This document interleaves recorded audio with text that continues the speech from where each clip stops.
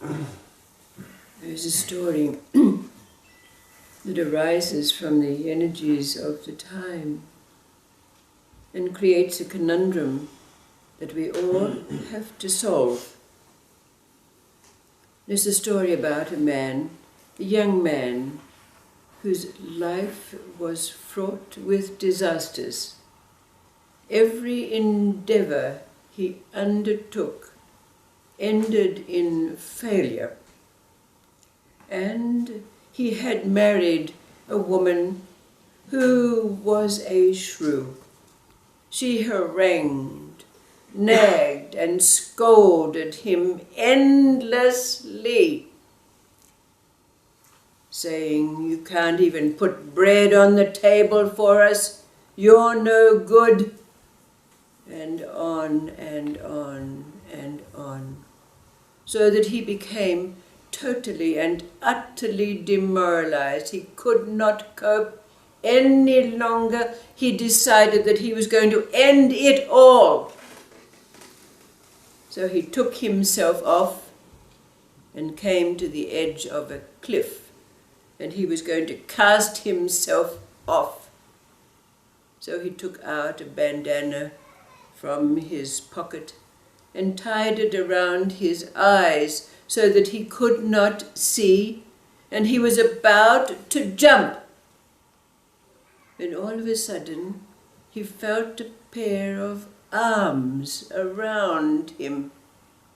So taking off the bandana, he was horrified to see in front of his face a creature, a winged creature, with fangs dripping, horns coming out of its head, the feet of a rooster. And this creature said to the young man, "You are so young. Why are you trying to end it all?" And the young man told his story, how his life had been fraught with disasters. He had a wife who constantly scolded him. He could not live any longer like this. And the creature said, "Well, I have a wife like this also. You see, I am Amadeus, the king of the demons, and my wife Lilith is just like your own. But don't end it all. Let's make a partnership and see what we can do." And Asmodeus said, "Well, let's go into the city, and I'll go ahead, and I'll enter into somebody. You take up residence and put out a shingle saying, 'Exorcisms undertaken, Doctor of Exorcisms.'" And the young man said, "Well, how will I know that it's you?" And Asmodeus said, "Well, I will speak with a voice that comes out of their stomach, and if you cough 3 times, I will give 3 coughs in return, and you'll know that it's me." So this was set up, and Asmodeus said, "You should earn a good deal of money from this." And so the young man put out his shingle, and as Asmodeus had said, he found a young woman to enter into that happened to be the daughter and only beloved daughter of a very well-known miser. But because this was his only and beloved daughter, the miser was willing to pay any sum of money to release her from this demon that had possessed her. And they found, of course, our doctor of exorcisms, and he was asked to come and do his work. Well, when he was taken into the room of the young woman, he coughed 3 times, and Asmodeus returned with his 3 coughs. So the young man knew it was him and demanded that he leave the young woman immediately. And so he did. And the young man earned himself a princely sum of 1,000 dinars. And then several days later, Asmodeus entered into the mayor of the town. And so the young man was again brought to work his magic, and he did so.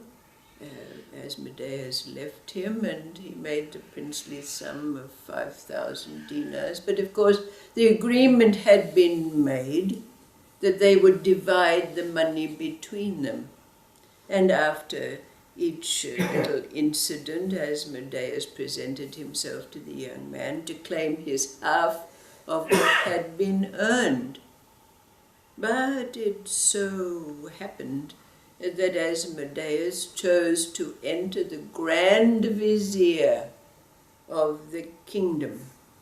And when the young man was invited to do and work his magic, he was able to ask the princely sum of 50,000 dinars for this particular exorcism, which was undertaken successfully, and the 50,000 dinars handed over to the young man.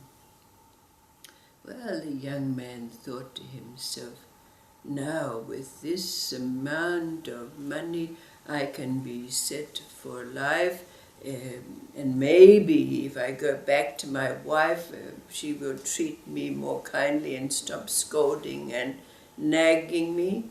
So the young man made the decision that he would not hand over half of the 50,000 dinars to Asmodeus as had been agreed. He was going to keep it for himself. And so he was about to leave town when Asmodeus confronted him and said, well, where's my half of the money you earned? And the young man said, well, I've decided that I'm going to keep it for myself, but because you're a demon and demons don't need money. But Asmodeus said, well, I will wreak my revenge. And just as the young man was about to leave town, a messenger from the palace came to get him, because Asmodeus had taken over the princess realm. Well, of course, the young man could not refuse the king's order, and he was taken to the palace.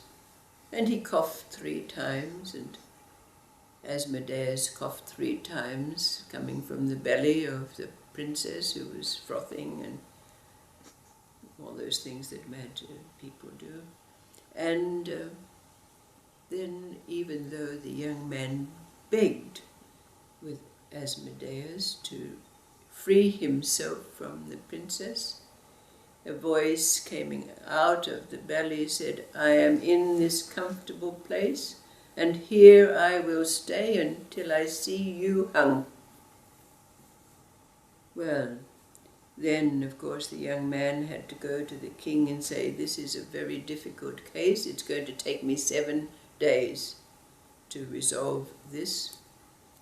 And every day the young man would come and beg Asmodeus to leave the princess, and the same thing was said, the voice coming out of the belly, I'm staying here until I see you hung from your neck. Well, then, of course, the 7 days were up. The young man was in a very great dilemma. What was he to do? And he had a revelation, we might say. So he went to the king, and he said to the king, please, would you come out with me into the garden? away from the palace. And when he was out there with the king, he said to the king, "This is a very difficult case. Your daughter, the princess, has been taken over by Asmodeus himself, the king of the demons himself, so drastic means will have to be used." Well, needless to say, it was done. And Asmodeus left the princess's body, never to be seen or heard of again. So our conundrum arising out of this story, arising out of the energetics of this time, is how would you end this story? What was the revelation that the young man had to bring about Asmodeus' departure, not only from the princess, but from his life from there on?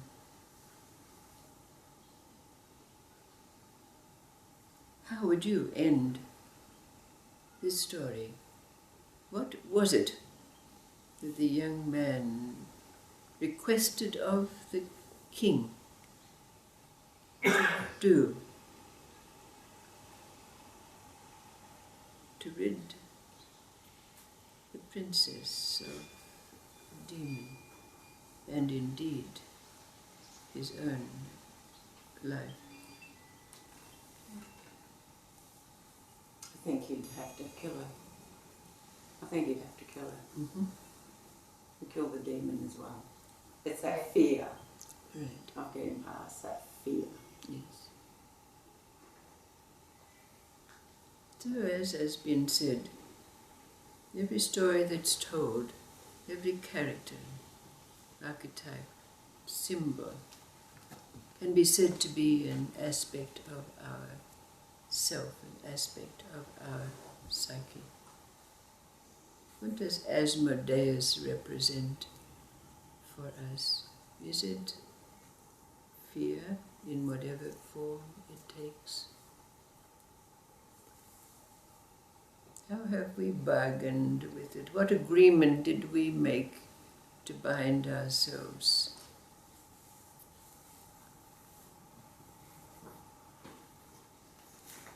And what do we do about it? What have we done about it? What is there to do about it? In ourselves and in these times.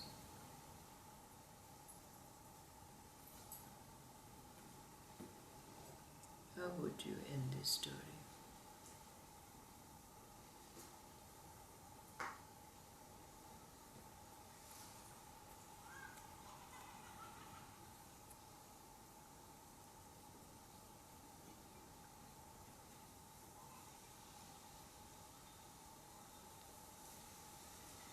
Pour love into her. Pardon? Pour love into her. Okay. Most people faced with a dilemma, usually with material things, and they try to sell through material means, and that only just creates this demon that never escapes them, Mm-hmm. and doesn't really solve the problem. Yeah.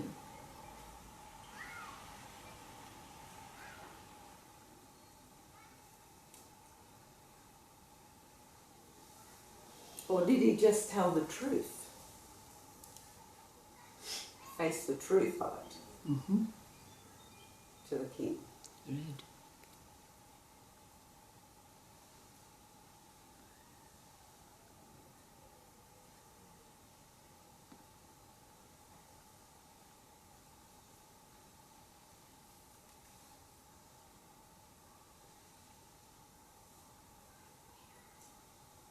I'd say probably bring his ex-wife and go, right, princess and ex-wife live together. And he'd be like, all right, I'm out of here. Right on. Pretty close. Pretty close. Pretty close.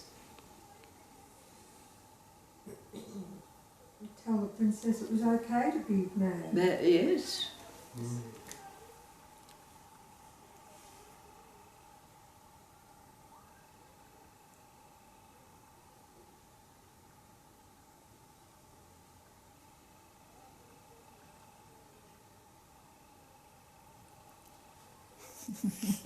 So he's just leaving it all, so he just walks away and leaves it.